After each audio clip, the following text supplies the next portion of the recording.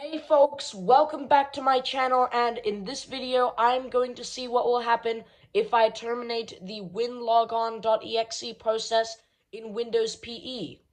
So of course, if we try to do it using the taskkill command in command prompt by typing in taskkill space dash f space dash im space winlogon.exe and press enter. For some reason, it says taskkill is not recognized as a command or batch file. So that means we cannot do it through taskkill because that only works when we are actually running a real version of Windows. But of course, this is Windows PE, or in other words, a Windows recovery drive. And for some reason, taskkill is not available. But however, that doesn't mean we can't use the task manager, of course, so we just brought the task manager into play. Now let me just go and minimize the CMD so we can go to Windows Task Manager. So now if we go to processes, you can see we have one option called winlogon, but let's also tick this box over there and see what happens if we add winInit.exe. Of course, if you try to execute it, it does cause a blue screen. Let me just close out of the task manager so I can show you that. And let me bring the command prompt back up. So if I type in winit, just like this, as you can see, just like this, and press enter, it causes the system to blue screen.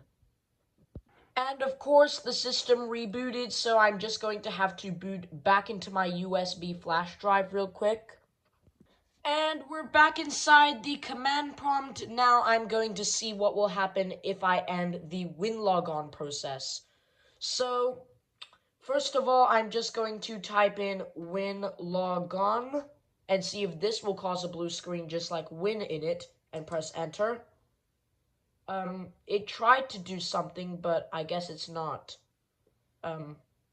Yeah, there's nothing. And even if I minimize this, still there's nothing. But let me restore the command prompt and put it back in full screen and open up the task manager and see what will happen if we end the winlogon process. And let me just minimize the command prompt again so you can see this better. So let me go to processes and just for good measure, show process from all users. And since I typed in winlogon in the command prompt, it shows two winlogons. So this one is using 1,204 kilobytes. Can I change the size of this? Yeah, so 1,204 kilobytes, so that's the one that's using the most memory usage, so this is the one that opened straight when we booted off of the USB flash drive. But however, this one is lesser, 412 kilobytes, so this is the one that I ran through the command prompt. So let's see what will happen if we end this. And like I expected, it did nothing.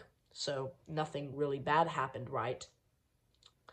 But let's see what will happen if we end winlogon, the actual one that's using the most memory. So now let's click on end process. And I feel like closing the command prompt, but if I close it, then it's going to reboot the system. So it says, do you want to end winlogon.exe? So I'm just going to say end process. And immediately, I don't know if you can see it, but the mouse and keyboard don't really work. Let me see if I can get this to show up on camera. Interactive sign-in process initialization has failed. Please check the event log for details. And of course, we can't check that because this is Windows PE and there's no MMC console, like Microsoft Management Console, that's actually usable in here. It only works when we're actually booted into Windows, and that's where we can access Event Viewer and all that. So even if we try to select OK by pressing enter, just get it to focus. Surprisingly, Alt-Tab actually works a bit. So if I press enter on this OK, it just comes up again.